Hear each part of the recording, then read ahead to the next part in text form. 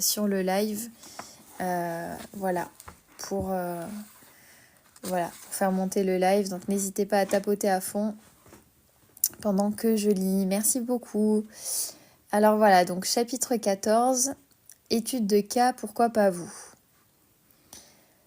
Dans ces dernières études de cas extraordinaires, veuillez remarquer qu'aucune des personnes dont vous allez lire l'histoire n'a essayé de faire quoi que ce soit pour réussir. Ces personnes avaient simplement une intention et en parallèle, elles ont abandonné le résultat à une force qui les dépassait. Quand elles ont vécu leur guérison ou leur expérience mystique, ce n'était pas leur personnalité qui était à la manœuvre. C'est une puissance supérieure qui a agi à travers elles. Elles se sont reliées au champ unifié et c'est leur interaction avec cette intelligence qui leur a permis d'évoluer. Comme vous le savez maintenant, cette intelligence vit également en vous. Dieu, m'entends-tu? En 2014, Stacy commença à avoir de graves maux de tête. Depuis 25 ans, elle était professionnelle de la santé et travaillait en tant qu'infirmière et acupunctrice. Elle avait toujours eu un mode de vie sain et prenait rarement des médicaments. Mais l'apparition soudaine de ces maux de tête qui provoquaient des douleurs tellement insoutenables qu'elle manquait à chaque fois de perdre connaissance était alarmante. Au bout d'une année d'exploration, d'innombrables thérapies alternatives, elle finit par aller consulter un médecin, qui demanda qu'on lui fasse un tomodensitogramme. On lui diagnostiqua un méningiome, une tumeur bénigne qui enveloppe certains tissus du nerf rachidien. Lorsque Stacy était assise, cela appuyait sur son 8e nerf crânien, le nerf auditif, ce qui l'obstruait et engendrait des changements importants dans ses fonctions neurologiques. Le nerf auditif possède 2 composantes, l'une pour l'ouïe, l'autre pour l'équilibre. Par conséquent, outre sa douleur atroce et des difficultés d'audition, elle avait des vertiges et la nausée. Au fur et à mesure, la lésion s'intensifia et cela commença à appuyer sur un autre nerf crânien qui passait par son visage et allait jusque dans une épaule. On lui diagnostiqua une tendinite de l'épaule. Bientôt, elle eut également mal à l'œil. D'après son médecin, la seule solution était une craniotomie, qui consiste à percer un grand trou à l'arrière de sa tête pour enlever la tumeur. Stacy refusa et continua d'explorer d'autres modes de guérison. En 2015, quand elle participa à son premier séminaire à Seattle, elle estimait avoir perdu 70% de capacité auditive à l'oreille gauche. À l'automne 2016, elle participa à son premier séminaire de niveau supérieur, à Cancun, où elle sentit qu'elle avait particulièrement lâché prise. Puis à l'hiver 2016, elle assista à un autre séminaire de niveau supérieur à Tampa. Le jeudi, elle avait très mal à l'oreille, douleur qui empira le lendemain. Elle déclara avoir la sensation que son oreille se fermait. À la fin de la journée, après la bénédiction des centres énergétiques, son mal d'oreille étonnamment cessa. Puis le dimanche matin, lors de la méditation de la glande pinéale, Stacy perdit toute notion du temps et de l'espace. « J'avais presque le sentiment que j'allais tomber de ma chaise, expliqua-t-elle. À ce moment, un extraordinaire éclair lumineux a embrasé le côté gauche de ma tête. Imaginez 1000 diamants. Leur éclat ferait pâle figure à côté de cette lumière. Et puis, boum! Son corps se mit à la verticale et une lumière blanc bleuâtre, qui ne ressemblait à rien de connu, entra dans son oreille. C'était la sensation la plus aimante et la plus divine que j'ai jamais eue. J'avais le sentiment que la main de Dieu me caressait avec grâce. C'était si fort et si incroyable que j'ai du mal à mettre des mots sur cette expérience. Mais chaque fois que j'y repense, je pleure. D'abord, ses sinus se débouchèrent, puis tout le côté gauche de sa tête se dégagea. Enfin, son épaule gauche se détendit et lâcha prise. Pour la première fois depuis 3 ans, elle pouvait entendre de son oreille gauche. Je suis restée là, émerveillée, à rire et pleurer en même temps. Il y avait de la musique et je l'entendais parfaitement. Et même, c'était comme si je pouvais entendre les sphères célestes par-dessus. Je savais que j'entendais même mieux que la normale. L'énergie a continué de traverser l'arrière du côté gauche de ma tête qui, depuis des années, était aussi dur que le ciment. Quand je demandais à tout le monde de s'allonger, de se détendre et de laisser le système nerveux autonome recevoir ses ordres, l'énergie continua de circuler dans le bras et la main de Stacy et dans tout son corps. Elle se mit à trembler de manière incontrôlable. C'était comme si je pouvais ressentir chaque synapse et chaque muscle s'activer dans mon corps, dans mes orteils, dans mes jambes, dans ma tête, dans mon cou et dans ma poitrine. Mon cœur était grand ouvert. Je me souviens d'avoir pensé « Quoi que ce soit, j'accepte ». Elle s'abandonna complètement à l'inconnu et une fois encore, elle perdit toute notion du temps et de l'espace. Quand cette partie de la méditation se termina, l'énergie ralentit et se calma. Son cerveau pensant commença à prendre le relais. Elle entendait bien, mais elle se mit quand même à douter. Peut-être son oreille n'était-elle pas totalement guérie. Peut-être la tumeur était-elle encore présente. Peut-être n'était-elle pas digne de guérir. À peine eut-elle cette pensée que l'énergie et la lumière apparurent devant elle. Mais cette énergie était différente. C'était rouge comme le cœur et bleu comme de l'énergie. Et c'était tridimensionnel, se souvient-elle. Elle se trouvait à une 50aine de centimètres devant moi et ondulait presque comme un serpent. Je voyais cela les yeux fermés. C'était multidimensionnel, magnifique, fou, sublime, fractal. Elle était juste devant moi. C'était comme si cette énergie voulait me dire « Tu as des doutes ? On va te montrer. » Puis elle est entrée dans mon cœur. Ma poitrine s'est ouverte. Je me suis laissée aller contre le dossier de mon siège et j'ai laissé mes bras pendre. Je savais que c'était l'énergie du tout. L'énergie du chi, de l'esprit, du divin, de l'univers. Aujourd'hui, ma vie est différente. D'abord, mon ouïe est à 100% de ses capacités. Mais cela va au-delà. C'est difficile à décrire, mais je sais que quoi qu'il arrive, tout ira bien. La vie ne sera plus jamais la même parce que je sais qu'au fond, quelle que soit la situation, c'est l'esprit qui cherche à être entendu et guéri. Alors, je vous remonte le livre qu'on lit ce soir. Donc c'est le dernier chapitre du livre de Joe Dispenza, Devenir super conscient. Donc ce soir, normalement, on termine la lecture du livre. Voilà. Donc bonsoir tout le monde. Bonsoir Florence. Bonsoir Jason. Bonsoir tout le monde. Voilà. Bonsoir Pépito. Voilà. Bonsoir tout le monde. J'espère que vous allez bien. Alors je continue. Janet entend « Tu es mienne ». Janet méditait occasionnellement, mais ce n'était jamais une habitude régulière.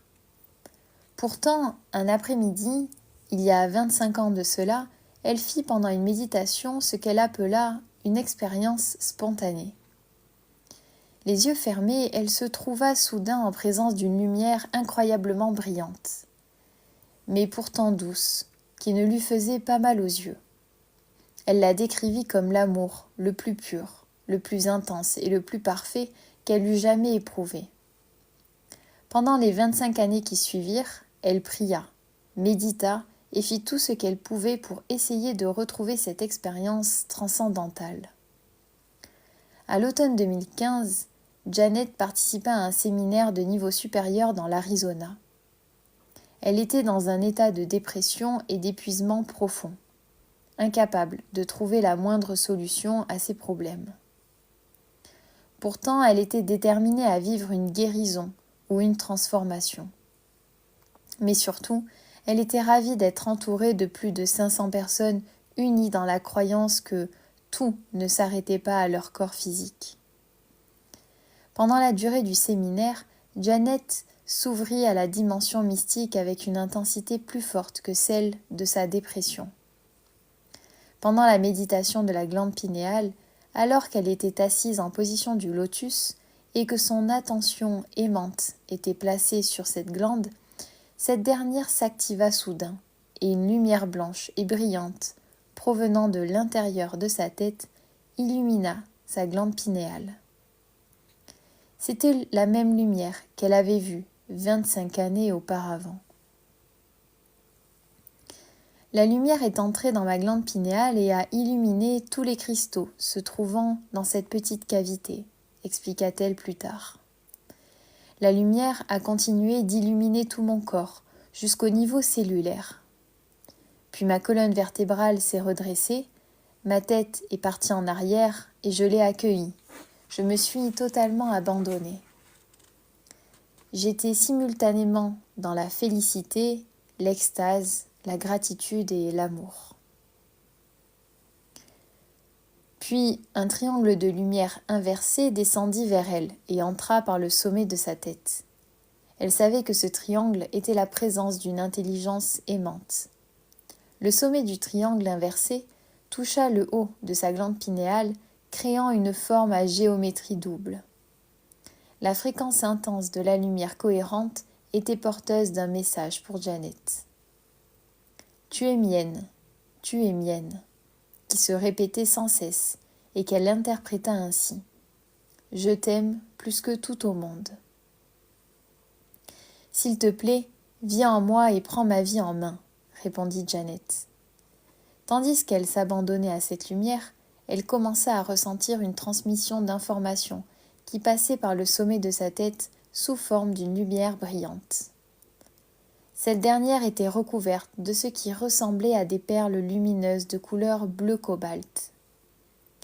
La lumière avança lentement et descendit dans tout son corps.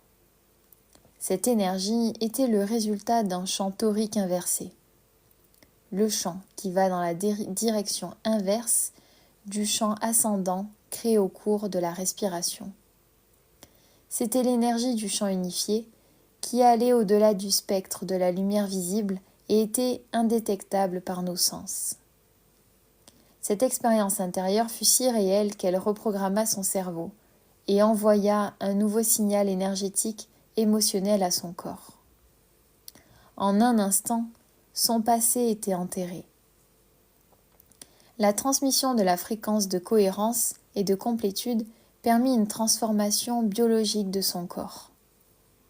À la fin du séminaire, sa dépression et son état d'épuisement avaient totalement disparu. Cette expérience extatique, insista-t-elle, a changé ma vie, à jamais. Hop, je vous montre le livre qu'on lit. Donc c'est le dernier chapitre. Relié par l'amour au-delà du temps et de l'espace. Au cours d'une méditation dans le cadre du projet Cohérence, je me trouvais au lac de Garde, en Italie. Des participants du monde entier s'étaient joints à nous par Internet dans la croyance que nous ne sommes pas seulement notre corps et que la conscience influence la matière et le monde.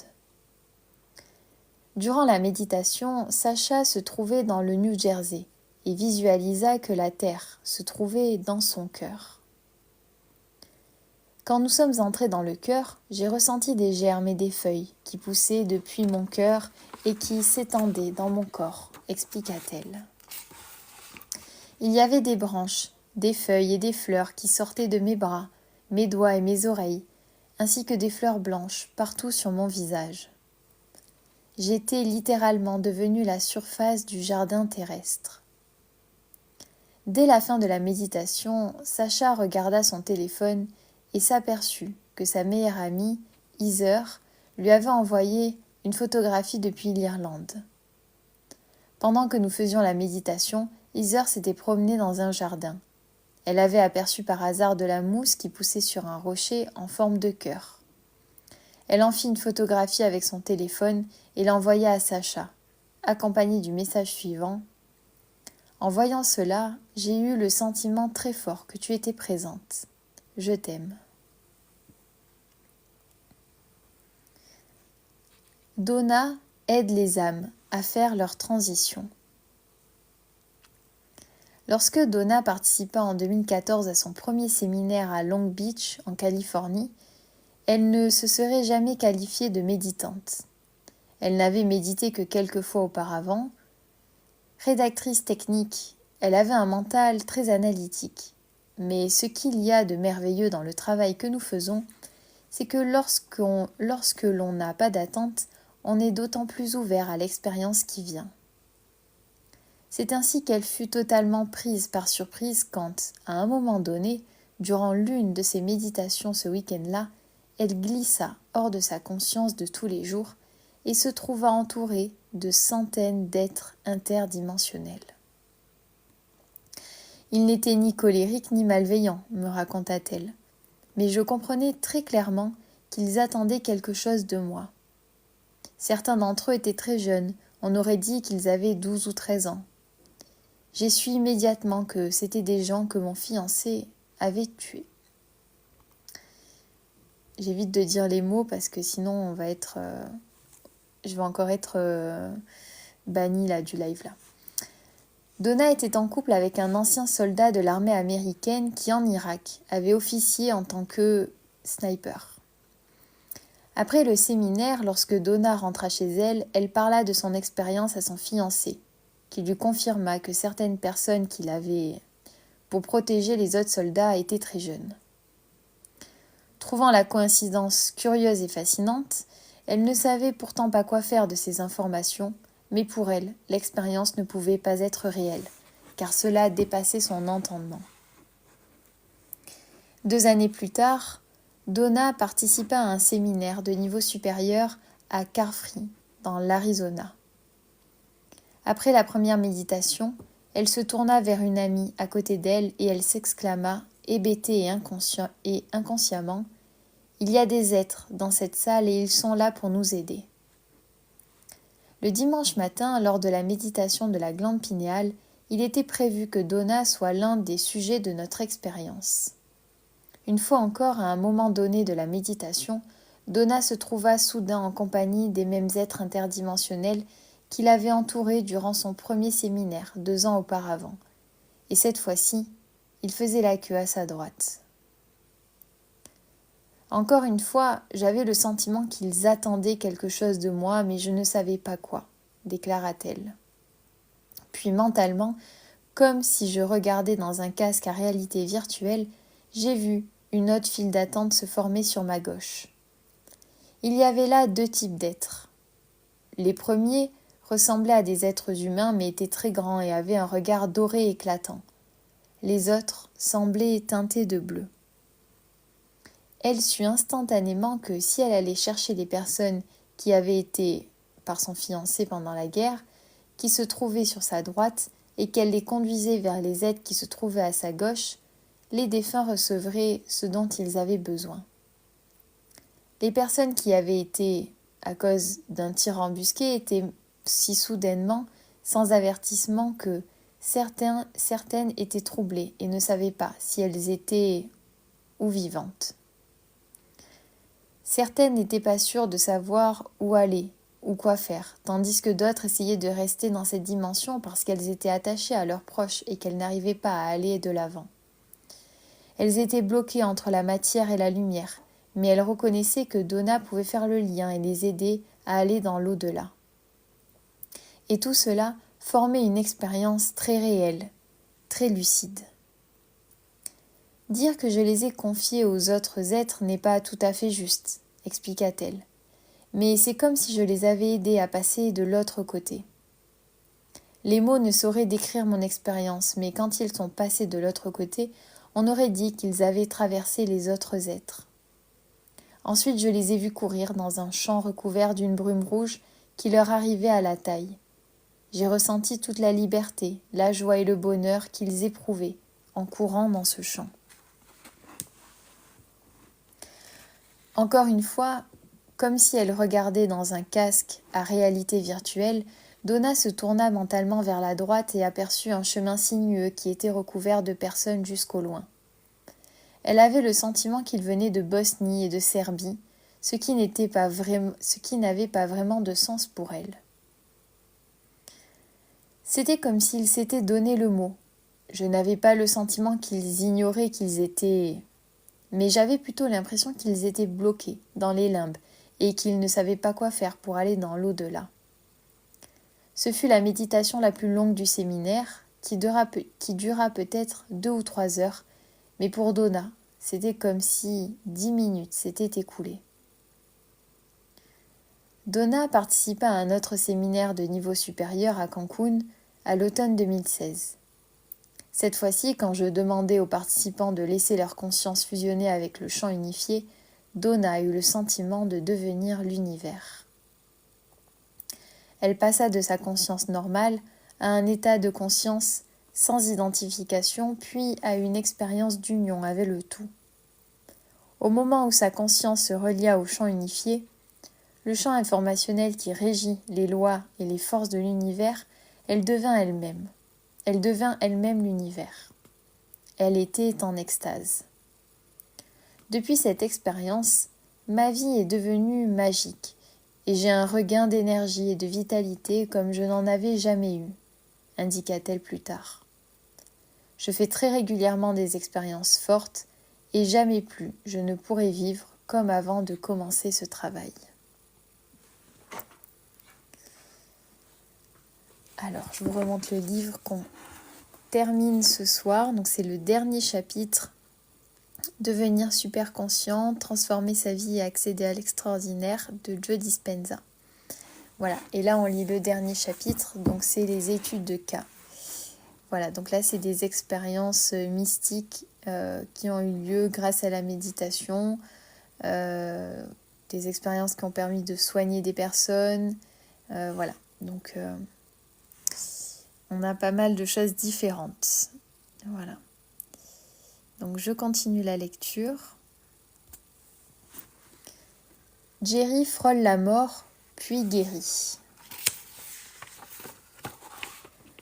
Le 14 août 2015, Jerry était sur une terrasse, en train de réaliser un projet. Alors qu'il lisait les instructions à suivre, il ressentit soudain une vive douleur, juste en dessous du sternum. Pensant que ce pouvait être des gaz, il prit des médicaments, mais la douleur ne s'en allait pas. Il dut s'allonger et la situation empira. Lorsqu'il tenta de se lever, il ne réussit pas à tenir debout et pensa être sur le point de s'évanouir. La douleur se fit plus intense et sa respiration plus courte. Il prit alors la décision d'appeler une ambulance. De toutes ses forces, il se traîna sur environ 5 mètres jusque l'allée devant sa maison. Enfin, afin que le SAMU n'ait pas besoin d'enfoncer sa porte.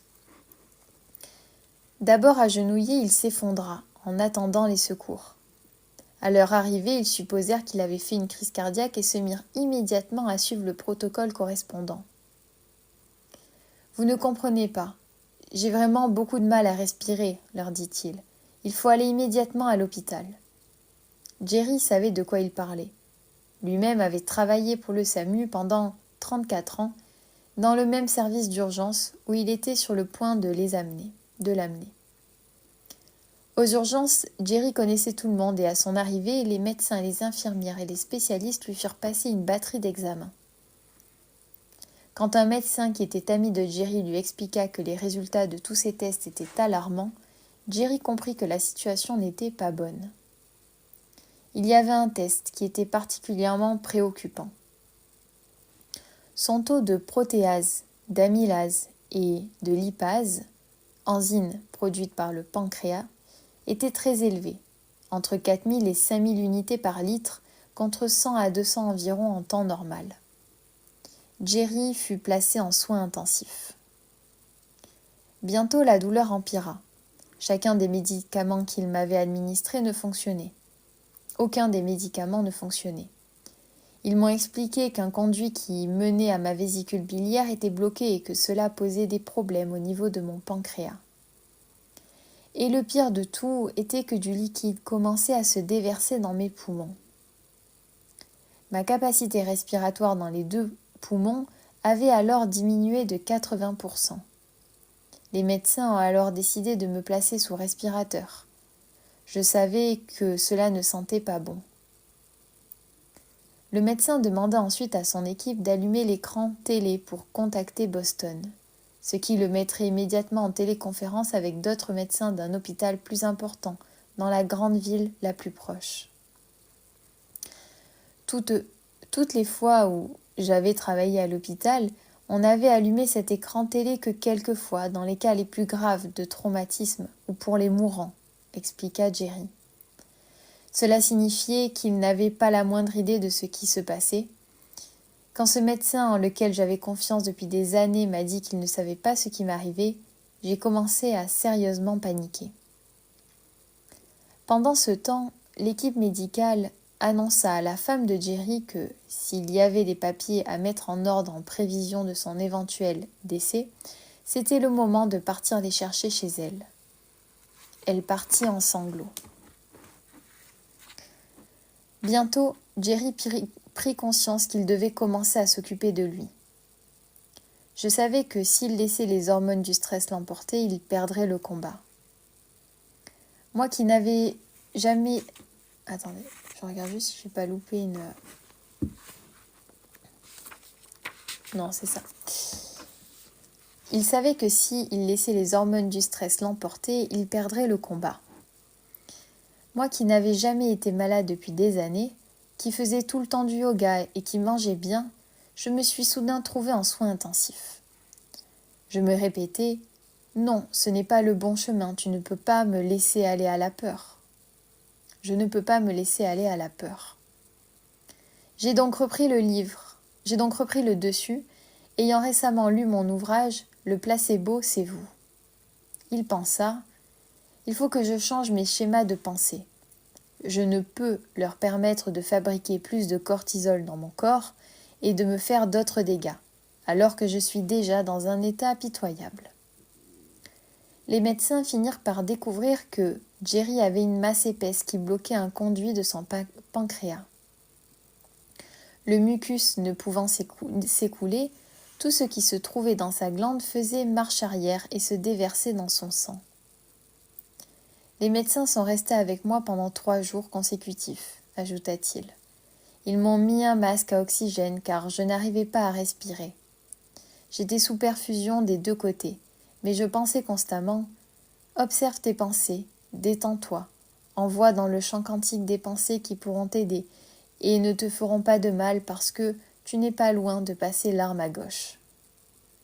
Ça va aller, ça va passer, tout ira bien. » Quand il était conscient, Jerry tâchait de se dépasser, de changer son état intérieur et de créer un résultat différent grâce à son énergie, en se branchant constamment sur un potentiel différent dans le champ unifié. Heureusement, il était seul dans sa chambre, ce qui lui laissait toute liberté de méditer quand bon lui semblait. Jerry passa 1 semaine en soins intensifs, puis il fut placé en unité de soins continus, le masque à oxygène lui fut enlevé et il se remit à marcher. Malgré tout, il ne put ni manger ni boire quoi que ce soit pendant 9 semaines. S'il avait mangé ou bu, son pancréas aurait libéré de l'acidité dans son corps, ce qui aurait fini par le tuer. La seule nourriture qu'il recevait était par intraveineuse. Lors de son admission à l'hôpital, Jerry pesait 65 kilos. À sa sortie, il en pesait 10 de moins.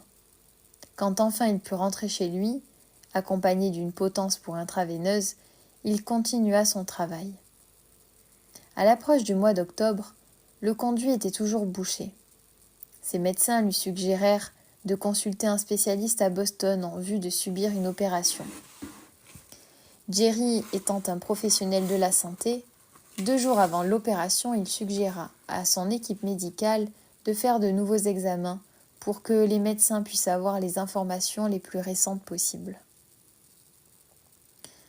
Je connais tous les manipulateurs en radiologie et pourtant, quand ils m'ont annoncé qu'il n'y avait plus rien dans mon conduit, je ne les ai pas crus. J'ai fait appeler les radiologues et les médecins, qui m'ont tous dit la même chose. Jerry, on est en train de regarder en ce moment même tes examens, on te dit qu'il n'y a plus rien. On appelle Boston pour annuler l'opération. Jerry comprit plus tard qu'en élevant constamment son énergie, en se sentant en bonne santé et en transformant ses pensées et la croyance qu'il était malade en certitude que tout allait bien, il avait créé une fréquence supérieure qui l'avait guéri. Il était hors de question que je m'apitoie sur mon sort. Tous les jours, j'ai travaillé autant que possible. J'ai envoyé le bon message, la bonne intention et la bonne énergie dans le champ quantique et j'ai fini par me guérir.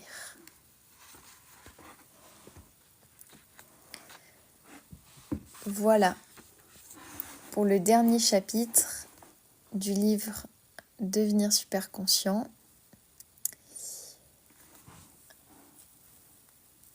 Voilà, donc on a terminé le chapitre. Alors, je vais lire du coup la postface et on aura fini la lecture. Alors, hop, voilà, et je lirai voilà, je lirai peut-être aussi les remerciements. Bon, voilà. Donc voilà, on lit la postface et on a terminé le livre Devenir super conscient qu'on lit depuis plusieurs lives qui étaient très très intéressants. Voilà, sur la méditation. Vous pouvez retrouver les replays sur ma chaîne YouTube, donc c'est Madame-Succès. Voilà. Donc je vais regarder vos commentaires et après je lis du coup la postface. Voilà, donc bonsoir tout le monde. N'hésitez pas à me dire ce que vous avez pensé de ces expériences qu'on a pu lire, que vous avez pu écouter du coup. Voilà, bonsoir tout le monde. Bienvenue à tous ceux qui se sont abonnés. N'hésitez pas à activer la cloche pour continuer à suivre les lives si vous êtes intéressé par le développement personnel. Si vous voulez apprendre à connaître, découvrir des livres, discuter de tous ces sujets-là. Voilà. Bonsoir Aura Farah, bonsoir Kaya. Bonsoir tout le monde. Voilà. Bonsoir Seth Kassaker, bonsoir tout le monde. Alors, ouais, le livre, vous pouvez le retrouver dans des librairies. Vous l'avez en lien sur mon profil. Vous cliquez sur mon profil, vous avez un lien et vous avez tous les derniers livres de développement personnel qu'on a lus. Donc vous avez celui-là et toutes mes recommandations. Voilà, et puis voilà, sinon vous pouvez les retrouver aussi sur des sites comme Vinted, c'est quoi, la Bourse aux livres, etc. Voilà, donc c'est des livres, ces livres-là de Joe Dispenza, je pense que vous pouvez les trouver facilement. Voilà. Merci beaucoup Kaya, moi aussi je suis super contente de vous retrouver, super contente, voilà, de vous retrouver à chaque fois, c'est top. Ouais, merci Kaya. Oui, c'est ça, donc je suis super contente de pouvoir vous proposer les replays sur YouTube. Comme ça, voilà, si vous loupez un live, si jamais vous voulez suivre un livre en particulier et que vous n'êtes pas forcément disponible à l'heure, etc., et ben au moins vous pouvez écouter les replays voilà, directement sur ma chaîne. Donc n'hésitez pas en tout cas. Voilà, vous êtes tous les bienvenus. Bienvenue Energy Gang. Voilà, bienvenue Christophe, bienvenue tout le monde. Voilà. Bonsoir Yann. Ok, donc très bien. Ça n'a jamais soigné personne. Eh ben, écoute, si tu connais tout le monde sur cette terre, c'est très bien. Est-ce que tu sais ce que c'est le développement personnel? Bonsoir Yas. Merci beaucoup. Merci pour ton commentaire. Oui, tout à fait. Chacun est libre de ses opinions. Oui, sur le live, on est bienveillant. Exactement. Merci Kaya. Oui, c'est ça. C'est ton opinion, Yann. Exactement. Exactement. Mais de dire que ça n'a jamais soigné personne, c'est compliqué de faire une généralité quand on connaît pas les 7 milliards de personnes sur Terre. Voilà. Ouais, le pouvoir du moment présent, on l'a déjà lu en live. Alors, du coup, en fait, les replays démarrent à partir de ce livre-là parce que, voilà, j'avais pas vu que je pouvais les avoir disponibles avant. Mais bon, en tout cas, voilà, on les a lus ensemble, donc n'hésitez pas si jamais vous avez des questions, voilà. Et donc, ce livre-là, ça parle de notre pouvoir de se reprogrammer grâce à des schémas de pensée différents, à des émotions élevées. On va parler de méditation, de fréquences vibratoires, d'énergie, de chant quantique, voilà, de beaucoup de choses autour de ça. Donc c'est un livre qui est un peu plus, pas mystique, mais voilà, qui est moins, on va dire, terre à terre, et c'est volontaire, hein. L'objectif c'est de ne pas être dans la matière, mais dans le champ quantique, dans le champ unifié. Donc là, c'est vraiment comment aller reprogrammer son subconscient grâce grâce à des nouveaux schémas de pensée. Voilà, qui vont avoir des conséquences positives, évidemment, dans un certain cadre, dans le cadre de méditation, d'exercices spécifiques, etc. Pour pouvoir se reprogrammer, penser différemment, avoir des émotions différentes, que ça puisse avoir un impact positif sur notre corps, sur les choix que l'on fait, sur notre futur, etc. Voilà. Pour ne plus baser nos choix sur nos expériences passées qui peuvent avoir été désagréables, mais voilà, se laisser l'opportunité d'avoir un futur et une vie, au moins une vie actuelle différente. Voilà. Voilou. Alors, je vais lire la postface. Tac, tac. Le prochain livre, ce sera quoi? Alors, le prochain livre qu'on va lire, c'est celui-là, Influence et manipulation. Voilà. Donc, c'est celui-là. Alors maintenant, le titre c'est Influence et persuasion. Mais voilà, vous voyez comment comprendre et maîtriser les mécanismes de persuasion. Donc c'est celui-là, ce sera le prochain. Sachant que du coup, coucou GeoCoaching, les livres que l'on a lus, on a lu tous ces livres-là. Donc on a lu Réfléchissez et devenez riche, qu'on va relire parce que c'était le tout premier que j'avais lu. Et on était vraiment pas nombreux, donc voilà, on va le relire parce que c'était il y a longtemps. On a lu les livres de Lise Bourbeau, on a lu les 4 accords Toltec, Le pouvoir du moment présent, on a lu Imparfait, libre et heureux, Comment se faire des amis. Voilà, les 7 habitudes, on l'a pas lu. Voilà, après on a lu Rompre avec soi-même, on a lu L'effet cumulé, on a lu Deep Work, que vous voyez ici. Voilà, et donc pour l'instant, ceux-là, on ne les a pas encore lus.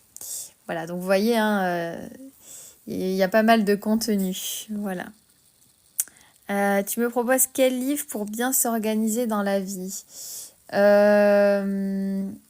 Alors, en fait, ça va dépendre de... Quand tu dis bien s'organiser, c'est quoi? C'est une question de planning, de charge mentale. Il y a plein de choses derrière. Donc ça dépend. Ouais, merci Kaya. Alors je vais lire, l'effet cumulé, oui c'est ça, exactement. Ouais, l'effet cumulé sur le pouvoir des habitudes, c'est ça. Voilà.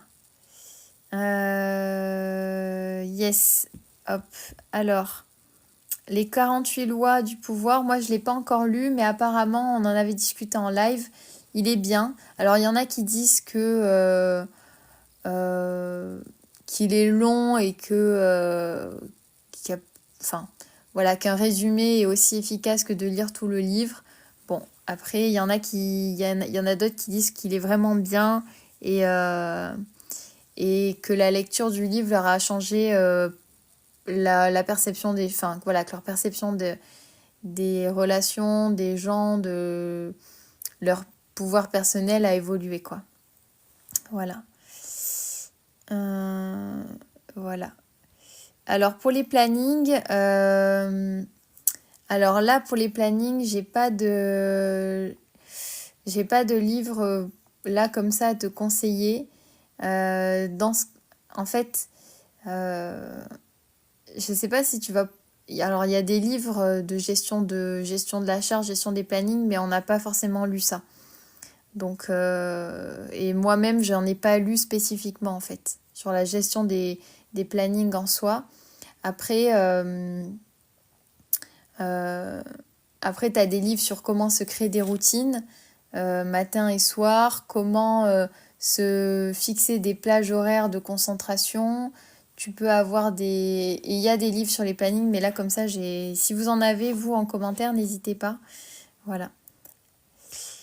Quand j'ai mal à la main ou au bras, je caresse, j'envoie de l'amour. Oui, bah super, Lilous. Donc tu fais disparaître la douleur. En fait, tu t'intègres dans ton cerveau l'amour, ces émotions-là, ces fréquences hautes et ta douleur disparaît. C'est super. Après, pour la gestion des plannings, pour moi, c'est quand même au cas par cas. Donc en fait, je sais pas si un livre pourrait vraiment t'aider, même si ça va te donner des outils, quoi. Voilà. Alors, je vais lire la postface. Voilà, donc. Et puis, du coup, on aura terminé la lecture. Donc, il reste 1, 2, 3, 4, 5. Hop. Voilà, il reste 6 pages. On aura les remerciements.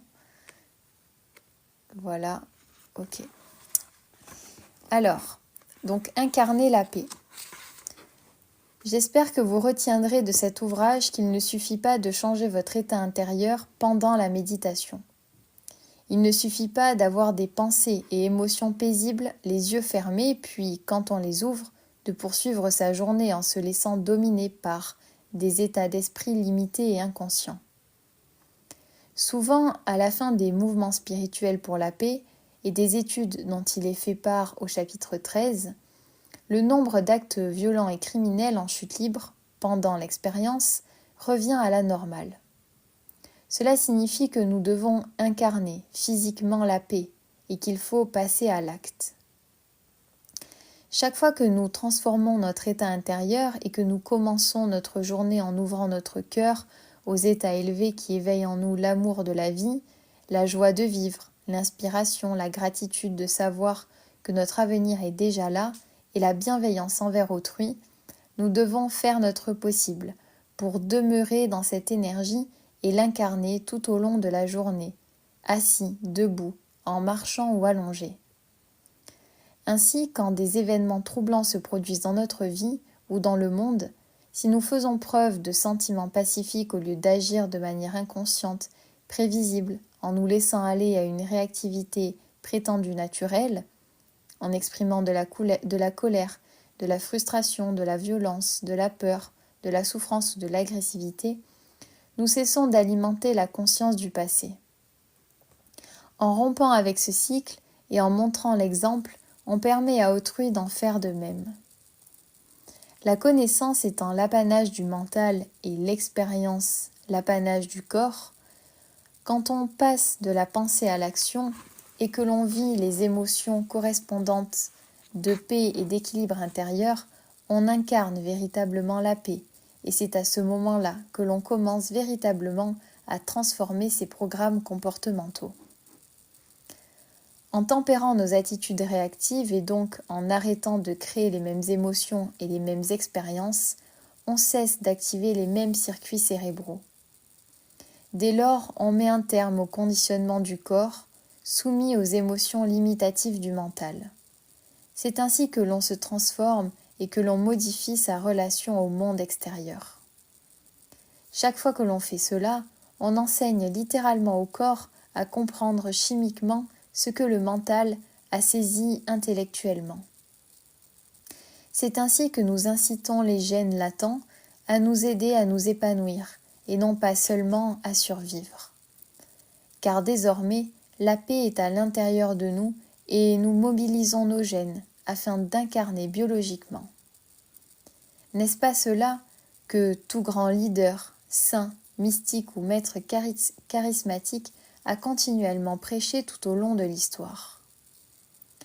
Bien sûr, au début, il ne paraît pas naturel d'aller à l'encontre d'années de conditionnement automatique, d'habitudes inconscientes, de réactions émotionnelles réflexes, et d'aller à contre-courant d'une programmation génétique transgénérationnelle. Pourtant, c'est exactement ainsi que l'on accède à la superconscience. Faire des choses qui ne semblent pas naturelles équivaut à aller à l'encontre des conditionnements génétiques ou sociaux sous la menace. Je suis certain que tout être sensible ayant rompu avec la conscience de sa tribu, de sa meute, de son banc ou de son troupeau pour s'adapter à un environnement changeant, doit avoir éprouvé un mal-être face à l'incertitude de l'inconnu. Mais n'oublions pas que le domaine de l'inconnu est le domaine du possible. Le vrai défi ne consiste pas à revenir à l'état de médiocrité auquel consent la conscience sociale prédominante, simplement parce que l'on ne voit personne d'autre agir comme nous. Le leadership authentique n'a jamais besoin de confirmation de la part d'autrui. Il faut simplement une vision claire et une transformation génétique, c'est-à-dire un nouvel état d'être, demeurant pendant une période suffisamment longue et incarné avec une volonté suffisamment forte pour que les autres se sentent inspirés et aient eux aussi envie d'élever leur niveau énergétique. Une fois sortis de leurs limites, ils perçoivent le même avenir que leur leader. Et plus on est nombreux à se transformer, plus c'est contagieux. Après toutes ces années passées à enseigner la transformation personnelle, je sais que nul ne change tant qu'il n'y a pas de changement énergétique. En fait, quand une personne a profondément envie d'évoluer, elle est moins sujette à la discussion et plus encline aux actes. Elle travaille à incarner le changement. Cela nécessite de la conscience, une intention, de la présence et une observation constante de son état intérieur. Peut-être l'obstacle le plus difficile consiste-t-il à accepter notre mal-être, car il nous motive pour grandir. Il nous rend plus vivants. Après tout, le stress et les émotions de survie étant le résultat de notre incapacité à prédire notre avenir, à penser ou à croire que nous sommes incapables de contrôler un résultat et que les choses ne feront qu'empirer, il faut aller à l'encontre des comportements de survie gravés dans nos gènes depuis des milliers d'années pour ouvrir notre esprit et notre cœur et croire en d'autres possibilités. Ainsi, pour nous transformer en profondeur, nous devons renoncer aux stratégies que nous avons toujours employées pour obtenir ce que nous voulions dans la vie. À mon sens, c'est cela la vraie grandeur. Si l'on parvient une fois à perturber les réseaux neuronaux associés à la colère, à la rancœur et au système de récompense, en activant à la place des réseaux neuronaux liés au souci de l'autre et au don de soi, alors il doit être possible de recommencer, de répéter les mêmes choix, afin que le corps se conforme sur le plan neurochimique à ces nouveaux choix mentaux. Et quand le corps parvient à le faire aussi bien que le mental, cela devient facile, familier, inné. C'est comme une seconde nature. Alors, vivre dans la sérénité ne nécessite plus de travail conscient, mais devient un programme subconscient. On a alors créé un nouvel état automatique de paix. Cette paix est vraiment en nous. C'est ainsi que l'on mémorise un nouvel ordre neurochimique interne, transcendant toute circonstance extérieure. On incarne la paix, on la maîtrise et de fait, on devient maître de soi et de son environnement. Une fois qu'un nombre suffisant d'entre nous aura intégré cet état, tels des bancs de poissons ou des volées d'oiseaux évoluant à l'unisson, nous agirons de concert. Une nouvelle espèce émergera. Mais Si au lieu de cela nous continuons d'agir comme un organisme cancéreux en guerre contre lui-même, notre espèce ne survivra pas et l'évolution continuera son expérience grandiose. Même si vous êtes débordé, n'oubliez pas de trouver du temps pour travailler sur vous car ainsi vous investissez sur votre avenir. Si votre environnement connu contrôle vos pensées et vos émotions, il est temps de prendre du recul et de procéder à une introspection afin de ne plus être victime mais créateur de votre vie. Vous qui avez lu cet ouvrage, savez maintenant qu'il est possible de vous transformer de l'intérieur, ce qui reflètera dans votre monde extérieur. Nous sommes à une époque de notre histoire où le seul savoir ne suffit plus. L'important est désormais le savoir-faire. D'après la compréhension philosophique et les principes scientifiques de la physique quantique, de la neuroscience et de l'épigénétique, on sait aujourd'hui que notre mental subjectif influence le monde objectif. Le mental agissant sur la matière, nous sommes contraints d'étudier la nature du premier pour donner du sens à ce que nous faisons. Si le savoir précède l'expérience, plus notre connaissance de nous-mêmes, de notre pouvoir d'action et des mécanismes scientifiques qui sous-tendent la vie est développée, plus nous pourrons comprendre que notre potentiel individuel et collectif est illimité. Dans la mesure où notre compréhension de l'interdépendance de tous les systèmes vivants s'approfondit constamment et où chacun d'entre nous contribue au champ terrestre, ma croyance est que nous pouvons créer collectivement un nouvel avenir paisible et prospère sur cette planète. Tout commence par de nouvelles habitudes. S'entraîner à mener des hommes à son cœur, à élever son énergie et à accéder à des informations et des fréquences d'amour et de complétude. Grâce à nos efforts et nos intentions, nous devrions être à même de produire une signature électromagnétique cohérente. À l'image des ricochets que l'on fait sur la surface immobile d'un lac, en continuant d'élever notre énergie et d'ouvrir notre cœur, nous n'aurons de cesse d'agrandir notre champ électromagnétique. Cette énergie contient des informations et nous avons tous le pouvoir de diriger notre énergie avec intention pour avoir des effets non locaux sur la nature de la réalité. En dirigeant notre énergie en tant qu'observateur, que conscience ou que pensée, nous commençons à influencer la matière. Lorsque nous mettons régulièrement en pratique ces concepts, c'est-à-dire lorsque nous tirons notre énergie vers le haut pour sortir des émotions de survie et accéder à une conscience supérieure se traduisant par la compassion, l'amour, la gratitude et d'autres émotions élevées, les signatures électromagnétiques cohérentes qui en découlent se synchronisent. Nous devrions alors être en mesure d'unifier des communautés autrefois séparées par la croyance que nous ne sommes faits que de matière. Alors, une fois cette transition effectuée, au lieu de réagir à la violence, au terrorisme, à la peur, aux préjugés, aux rivalités, à l'égocentrisme et à la séparation, qui sont au passage omniprésents dans les médias, la publicité, les jeux vidéo et d'autres formes de stimulation, ce qui crée en nous des programmations, nous pourrons nous unir dans les temps de crise. Il n'y aura plus de nécessité de nous diviser, de nous adresser des reproches ou de chercher à nous venger. Chaque fois que nous nous rassemblons pour méditer, nous créons une communauté mondiale qui envoie dans le monde entier une vague d'amour et d'altruisme toujours plus fort, toujours plus cohérente. En faisant cela un nombre suffisamment de fois, nous devrions pouvoir non seulement mesurer ces changements au niveau de l'énergie et de la fréquence mondiale, mais aussi observer des changements positifs dans les événements à venir. Pour défendre la justice et la paix, vous devez d'abord trouver la paix en vous. Puis vous devez agir paisiblement avec autrui. Car vous ne pouvez prendre position pour la paix tout en faisant la guerre à votre voisin, en détestant votre collègue ou en jugeant votre patron. Si chacun choisit la paix et si nous nous rassemblons dans le même état d'esprit au même moment, imaginez les changements positifs que nous pourrions créer dans notre avenir collectif. il n'y aurait plus de conflit.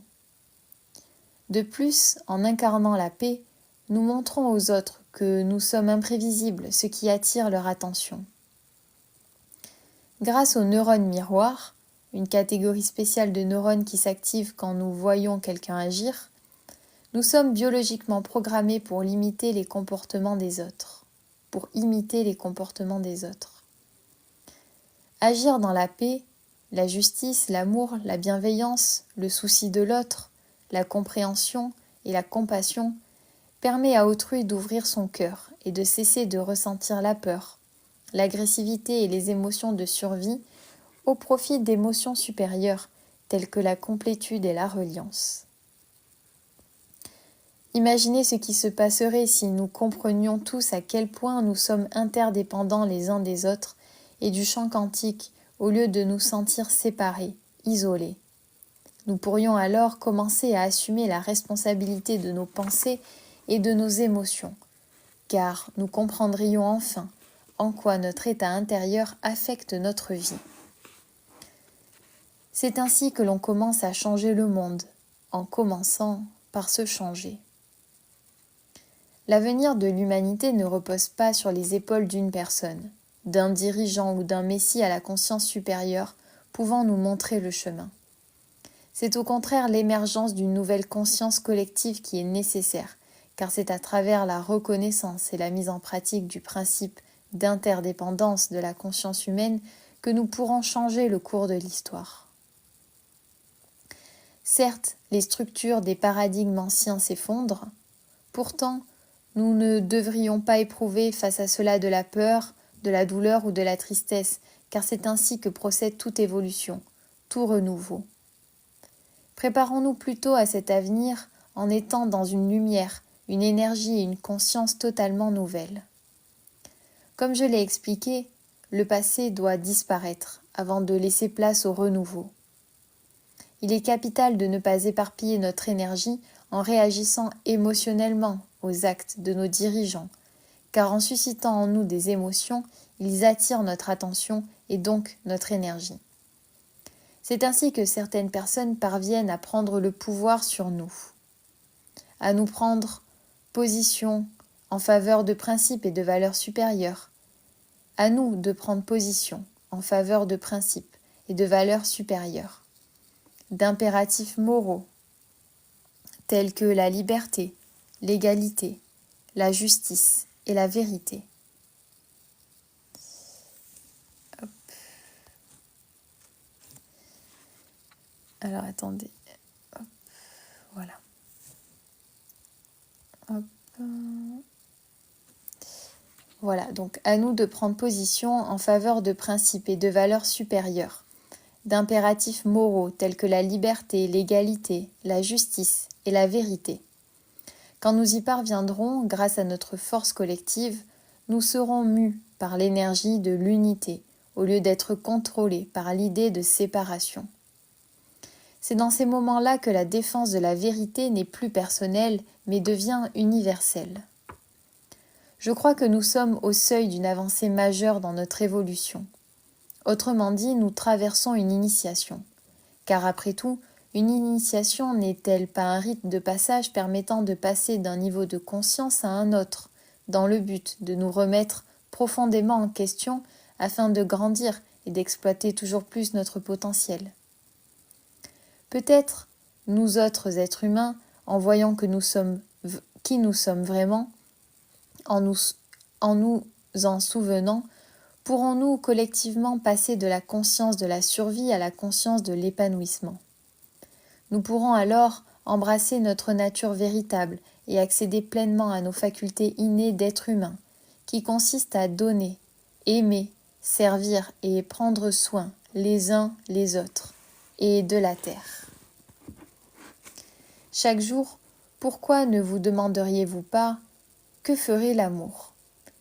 Car c'est ce que nous sommes vraiment, et tel est l'avenir que je crée, dans lequel chacun d'entre nous devient super conscient.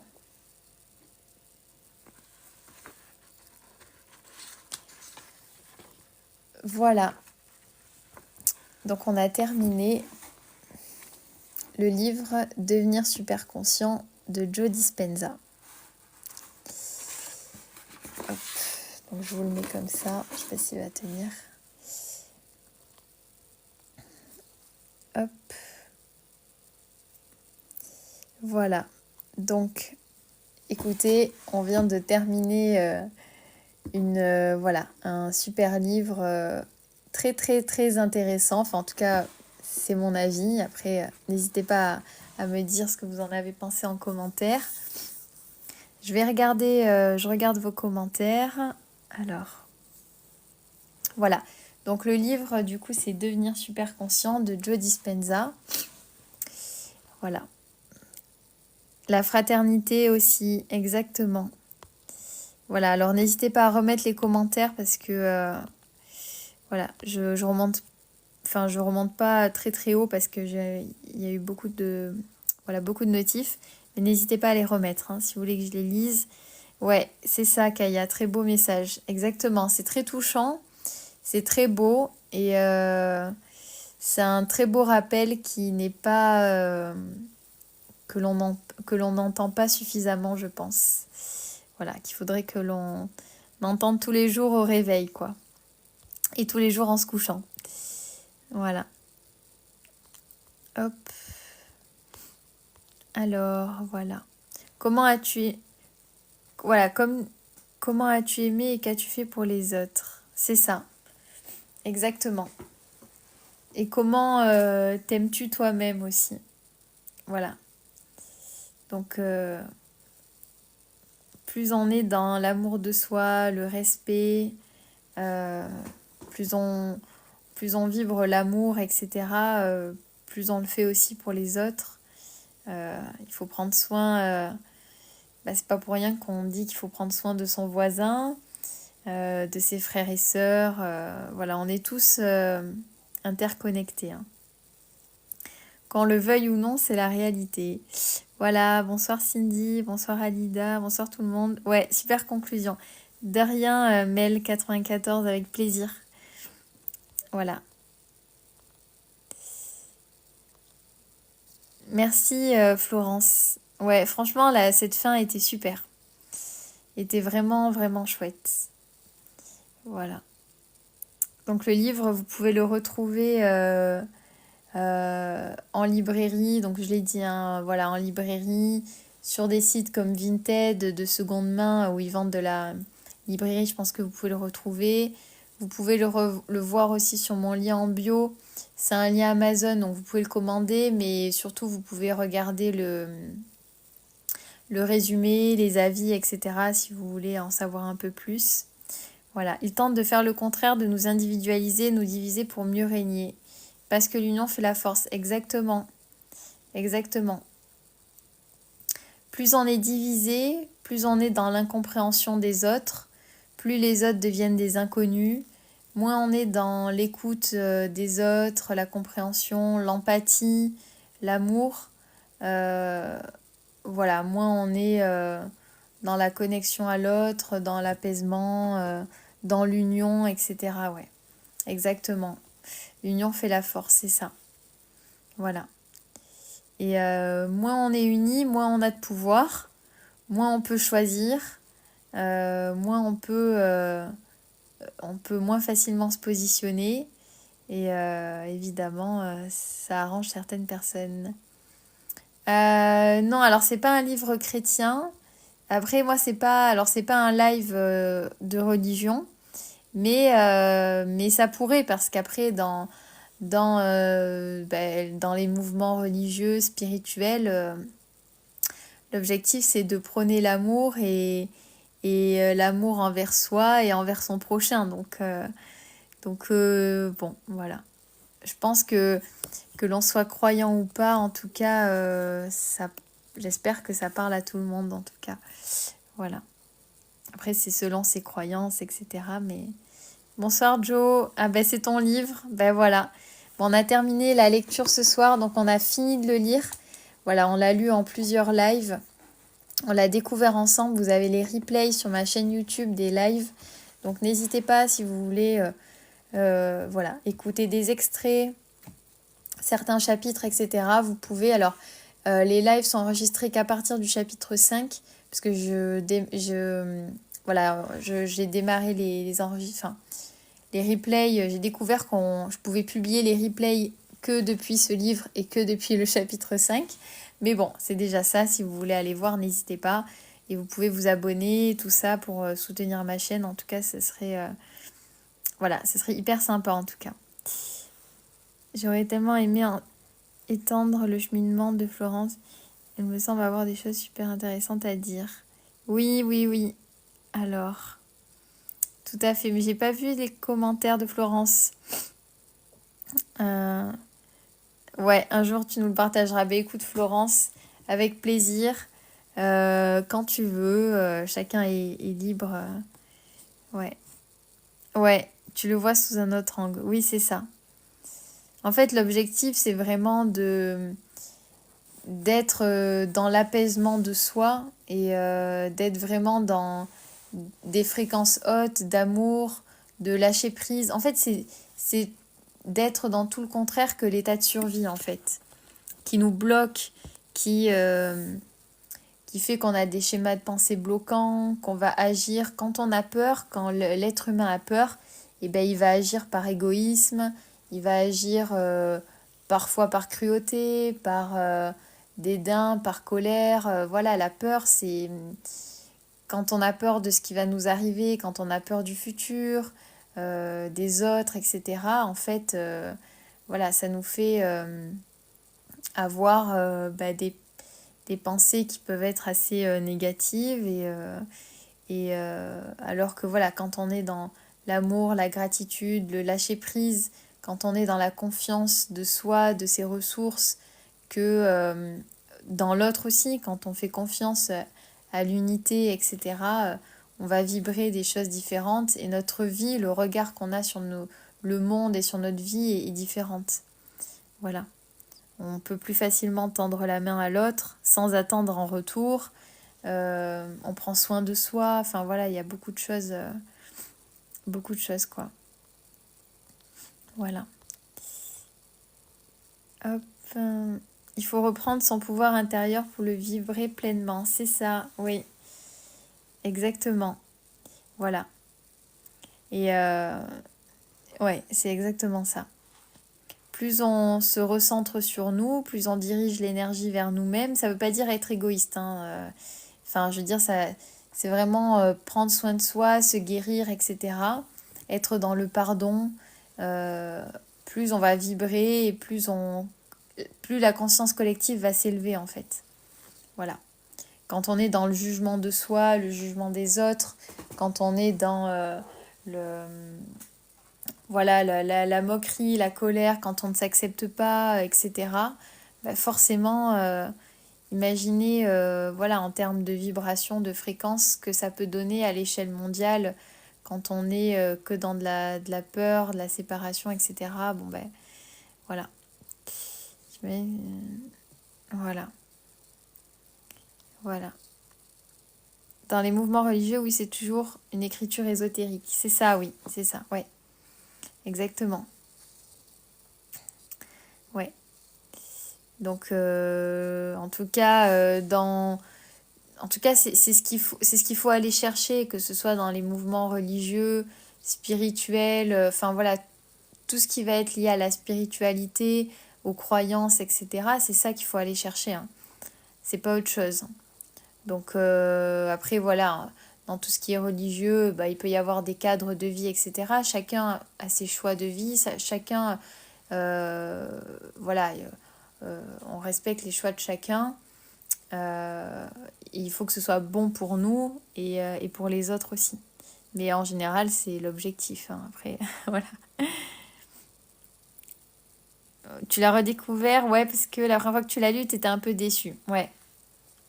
Oui, bah en fait, souvent quand on le relit, bah déjà ta perception, peut-être que la première fois que tu l'as lu, tu avais aussi une perception différente des choses. Peut-être qu'entre-temps, tu as lu d'autres livres, que tu as vécu d'autres expériences. Donc ça t'a déjà fait... Tu as peut-être connu d'autres choses entre-temps qui t'ont ouvert les yeux peut-être sur ça, et le fait de le relire, qu'on le lise collectivement, forcément, tu peux le redécouvrir différemment, ouais. Tu peux le redécouvrir, quoi. En tout cas, je suis super contente. Si ça vous a plu, je suis très contente. Ouais. Voilà. La peur n'est qu'une émotion parmi les autres. Oui, oui, oui, oui. Je sais pas quoi en penser, mais j'ai entendu dire que si une personne se retrouve au plus bas, tout c'est-à-dire jeune, mieux c'est pour plus tard, comme le dit Florence, on doit sombrer pour mieux briller. Bah, disons que, euh, en fait, disons que comme on a des conditionnements, en fait, quand on vit des expériences qui sont marquantes, qui peuvent être difficiles, en fait, notre corps s'habitue, notre cerveau s'habitue, on va solliciter des, des zones de notre cerveau en particulier, on va avoir des pensées, les émotions vont avoir un impact sur notre corps, et l'empreinte de ces événements, de ces expériences va être beaucoup plus marquée, et donc forcément, c'est pas que ça va être plus difficile, mais en tout cas, oui, forcément, euh, on peut le voir, une personne qui a eu un événement et qui l'a vécu depuis 3 4 ans sera moins marquée qu'une personne qui a vécu cet événement depuis 10 ans et qui n'a pas réussi à trouver en soi les ressources, ou qui n'a pas, en tout cas, voilà, réussi à, à avoir, à être dans le pardon, ou dans voilà, le fait de trouver des ressources différentes pour avoir d'autres schémas de pensée, etc. Donc forcément, c'est plus compliqué. Après, oui, c'est vrai que souvent on dit on doit sombrer, on doit aller au plus bas pour briller, parce que en général, en fait, on va toujours aller chercher des mesures, des choses pour trouver des solutions. Euh, et en fait, en général, euh, quand on n'a plus de plan B, c'est là en fait qu'on trouve les vraies solutions qui nous correspondent. Et à ce moment-là, en fait, on a plus, en fait, en général, on va trouver des solutions à l'extérieur de nous.